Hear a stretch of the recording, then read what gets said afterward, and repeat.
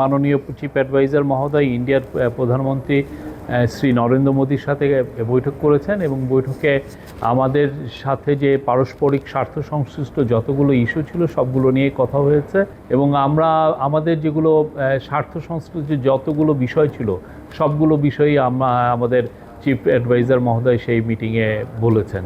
যেমন শেখ হাসিনার প্রত্যর্পণ বিষয়ে কথা হয়েছে, শেখ হাসিনা যে ওইখানে বসে অনেক ধরনের ইনসেন্ডিয়ারি কমেন্ট করছেন সেগুলো বিষয়ে কথা হচ্ছে। তারপরে বর্ডার কিলিং নিয়ে কথা হয়েছে। আমাদের দুই দেশের মধ্যে যে গাঞ্জেস ওয়াটার ট্রিটিটা আপনি জানেন যে নতুন করে এটার এক্সপায়ার হয়েছে, নতুন করে ট্রিটিটা হওয়ার আবার কথা হচ্ছে এবং তিস্তা ওয়াটার এগুলো সবগুলো নিয়েই কথাবার্তা হয়েছে। আমি বলবো যে মিটিংটা খুবই কনস্ট্রাকটিভ, প্রোডাক্টিভ এবং ফ্রুটফুল হয়েছে।